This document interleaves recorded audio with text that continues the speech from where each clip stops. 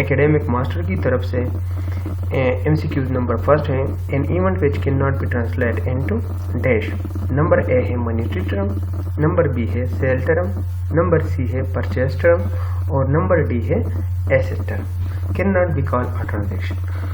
तो सबसे पहले आप MCQs को समझ लीजिए। तो यहाँ पर सबसे बेस्ट ऑप्शन क्या है, मॉनेटरी टर्म, नंबर ए है, ठीक है।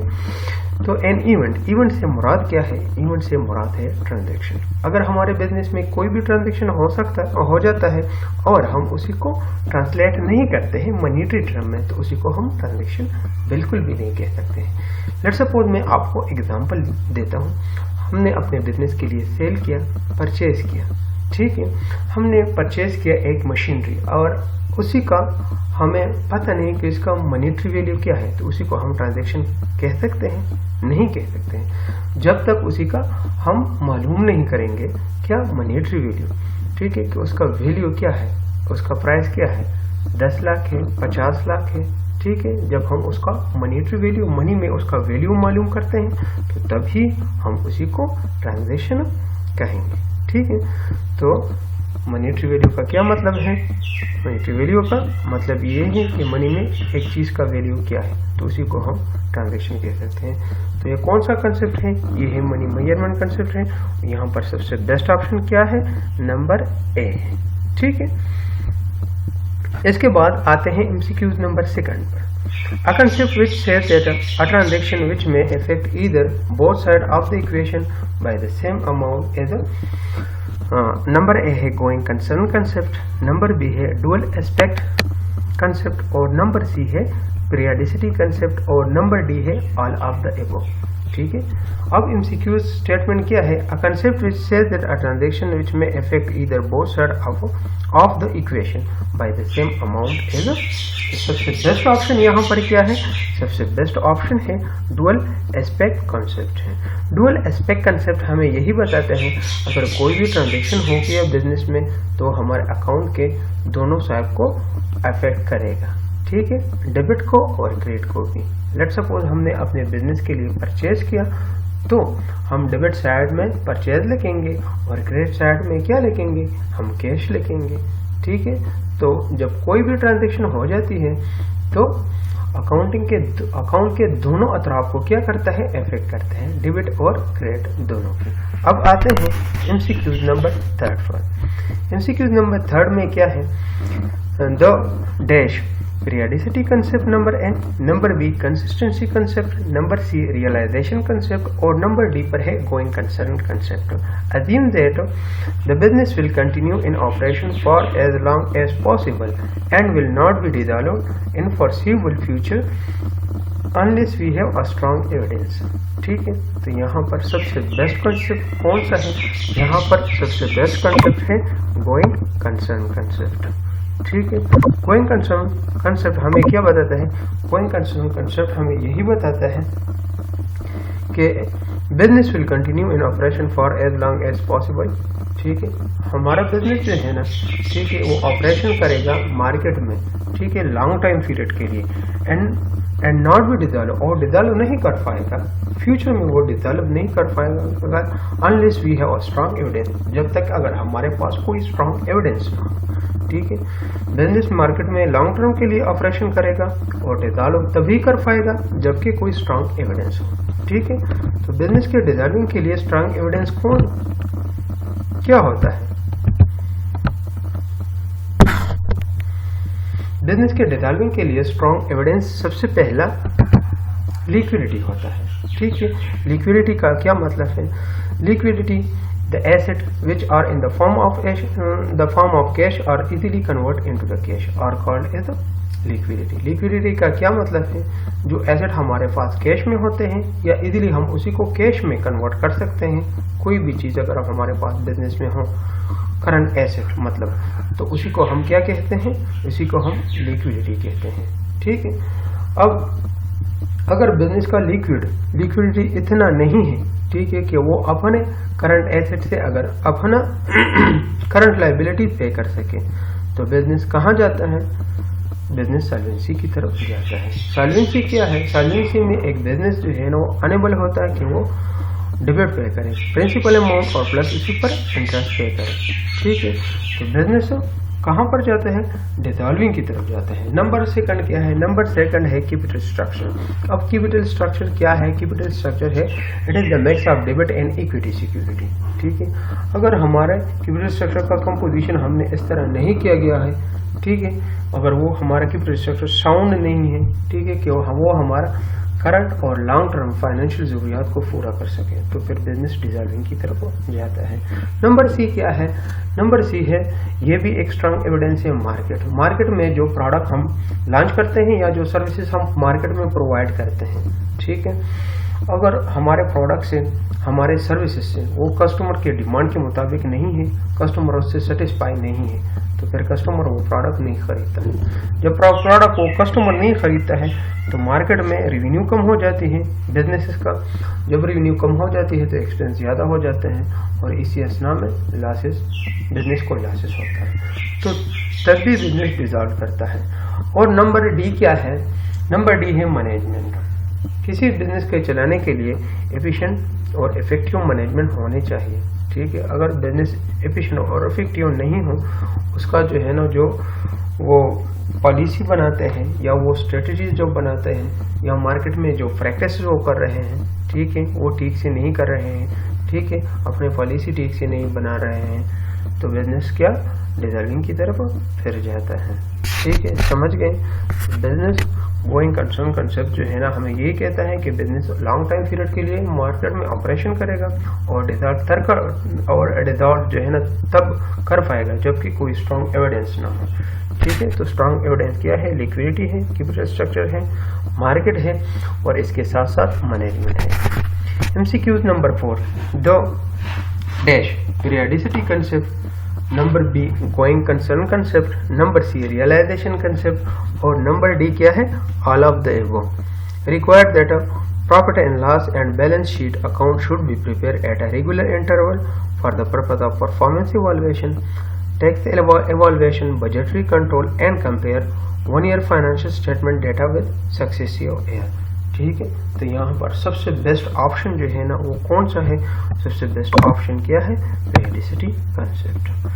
तो पीरियडिसिटी कंसेप्ट जो है ना हमें यही बताते हैं कि हमने प्रॉफिट एंड लॉस अकाउंट जो है ना हर ईयर जो है ना तैयार करना चाहिए। किसी भी कंपनी को हर ईयर के लिए फाइनेंशियल स्टेटमेंट को, चाहे वो इनकम स्टेटमेंट हो या बैलेंस शीट हो, तैयार करना चाहिए। ठीक है, और क्यों तैयार करना चाहिए, ताकि हमें परफॉर्मेंस इवैल्यूएशन का पता चल जाए, टैक्स कंप्यूटेशन का पता चल जाए, बजटरी कंट्रोल का पता चल जाए और हम कंपेयर करते हैं 1 ईयर फाइनेंशियल डेटा को, ठीक है, द प्रीवियस ईयर के साथ जो है ना हम करंट ईयर का प्रीवियस ईयर के साथ कंपेयर करते हैं या बेस ईयर के साथ जो हम उसको कंपेयर करते हैं, ताकि हमें परफॉर्मेंस का पता चल जाए। ठीक है, इस साल जो है ना सेल कितना हुआ है, कितनी रेवेन्यू हुई है और प्रीवियस ईयर हमारी कितनी सेल हुई थी या हमारी कितनी रेवेन्यू हुई थी, इस साल हमारे कितना एक्सपेंस हुआ है और प्रीवियस ईयर में जो है हमारा कितना एक्सपेंस हो चुका था।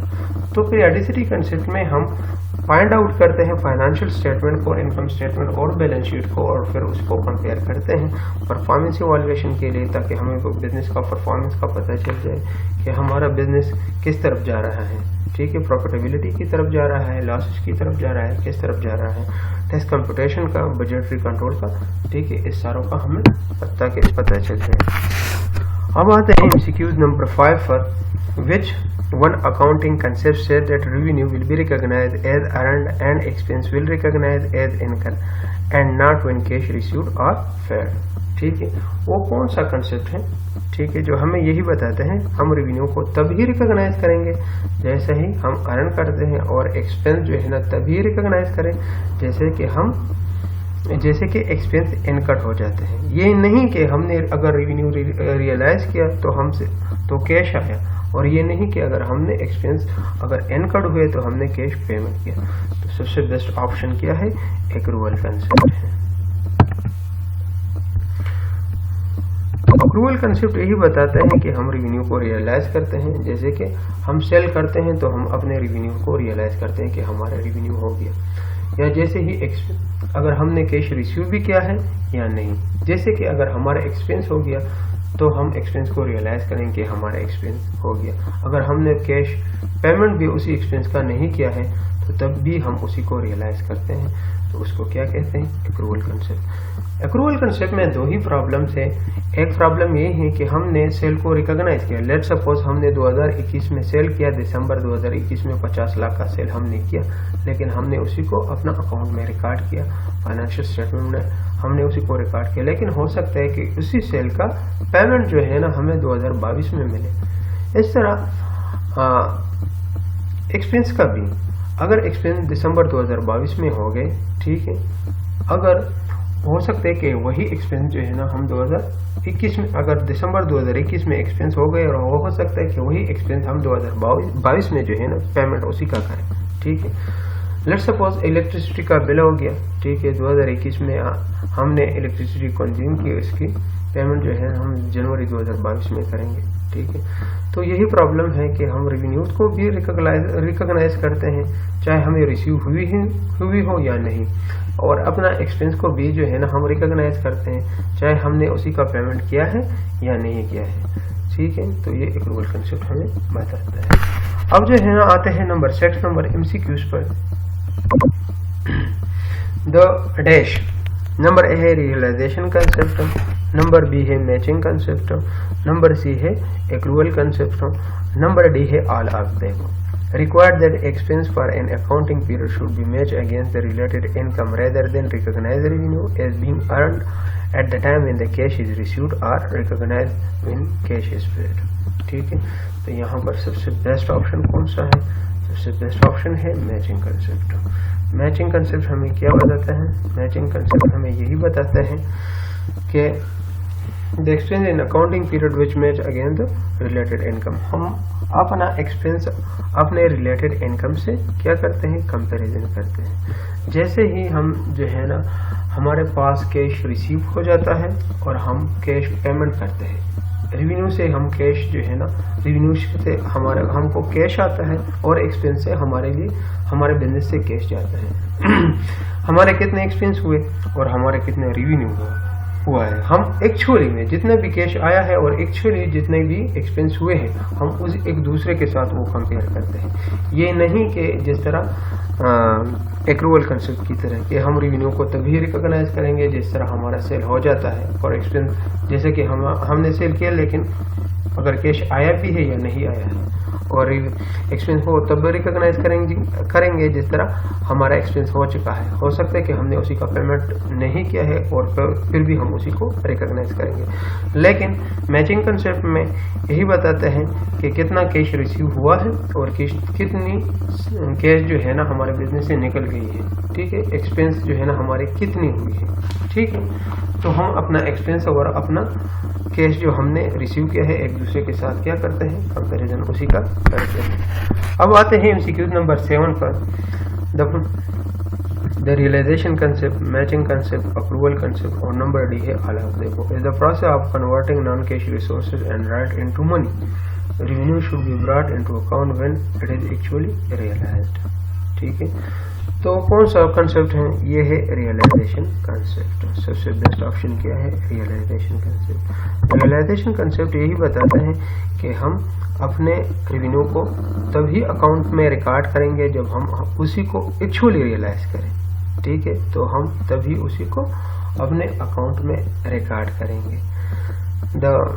किस तरह, लेट सपोज बिजनेस का ट्रांजेक्शन हो गया, ठीक है, हमने रेवेन्यू को रिकॉग्नाइज किया, रेवेन्यू को रिकॉग्नाइज कर हमने उसी को अपने अकाउंट में रिकॉर्ड किया, ठीक है। ये इसमें कुछ प्रॉब्लम है, इसलिए यही कहता है रियलाइजेशन कंसेप्ट कि हमने अपने रेवेन्यू जब हम रियलाइज करते हैं तो तभी हम उसको अपने अकाउंट में रिकॉर्ड करेंगे। लेट सपोज बिजनेस है, उसी ने सेल किया, ठीक है, बिजनेस ने सेल किया, ठीक है, और उसी ने डिलीवरी की। जब उसने डिलीवरी की और ट्रांजैक्शन तभी कंप्लीट होता है जब कोई भी शख्स परचेज करता है वही डिलीवरी वो एक्सेप्ट करता है, ठीक है। उसी ने सेल किया और डिलीवरी की, उसी ने ट्रांजैक्शन को रिकॉर्ड किया, लेकिन जब वो वहां पर पहुंच गया तो उसी ने एक्सेप्ट नहीं किया परचेजर ने, तो फिर यही एक प्रॉब्लम है। इस प्रॉब्लम की वजह से रियलाइजेशन कंसेप्ट क्या कहते हैं, revenue will be recorded into accounting record when it is actually realized. ठीक है। और बिजनेस में कुछ ऐसी सूरत हाल भी पैदा होता है कि बिजनेस सेल करता है, बिजनेस ने सेल किया, ठीक है, और ड्यू टाइम जो है ना क्रेडिट उसी ने सेल किया, सॉरी डेबिट में उसी ने सेल किया, जब उसी ने सेल किया और डेबिट पर उसी ने सेल किया, और हो सकता है कि अकाउंट रिसीवेबल जो है ना ड्यू टाइम हो गया और अकाउंट रिसीवेबल ने वो कैश पेमेंट नहीं किया सेल का, ठीक है, तो वो बेड डेबिट में चला गया। तो फिर बिजनेस का रिजल्ट जो है ना बिजनेसमैन जो एक्सपेक्ट करता है एक्चुअल रिजल्ट वो नहीं आता है जो रिजल्ट वो एक्सपेक्ट करता है। तो इसलिए रियलाइजेशन कंसेप्ट कहता है कि revenue actually will be recorded into accounting record when revenue actually realized. The revenue will be recorded into accounting record when revenue actually realized. ठीक है, अब MCQ नंबर 8 पर हम आते हैं। The concept that permit other concept to be ignored if the effect is not considered material. In accounting sense, an item record only when it is considered to be useful to the user of financial statement. Thus, the accountant do not record those transactions which are insignificant. तो यहाँ पर सबसे best option कौन सी है? Materiality concept, B है consistency concept, सी है accrual concept और D है ऑल ऑफ द अबव। तो यहाँ पर सबसे बेस्ट ऑप्शन है मटेरियलिटी कंसेप्ट। मटेरियलिटी कंसेप्ट जो है ना कैसे सबसे बेस्ट ऑप्शन है? An item record only when considered useful to the user of financial statement. Thus, accountant do not record those transactions which are insignificant. ठीक है, business में वही आइटम को हम रिकॉर्ड करेंगे, ठीक है, अपने अकाउंटिंग रिकॉर्ड में जो यूजफुल हो, ठीक है, किसके लिए? यूजर ऑफ फाइनेंशियल स्टेटमेंट, जो फाइनेंशियल स्टेटमेंट को इस्तेमाल करते हैं, ठीक है, इस तरह मैनेजर हो गया, ओनर हो गया, इन्वेस्टर हो गया, जो वो कौन है? यूजर है, वही हम जो है ना रिकॉर्ड करेंगे, वही ट्रांजेक्शन जो उसके लिए क्या हो? यूजफुल हो। और 10 accountant do not record those transaction which are insignificant, और वो ट्रांजेक्शन को रिकॉर्ड नहीं करेगा जो इनसिग्निफिकेंट हो। फॉर एग्जांपल, हम अपने बिजनेस के लिए एक मशीनरी खरीद रहे हैं जिसका कीमत क्या है? जिसका कीमत है 50,90,999 रुपीज से और 0.005 है, ठीक है, तो हम रिकॉर्ड क्या करेंगे? 50,90,999 रुपीज, 0.005 जो है ना ये वैल्यू हम रिकॉर्ड नहीं करेंगे क्योंकि ये हमारे फाइनेंशियल यूजर को इफेक्ट नहीं करता है, ठीक है। तो ये क्या है?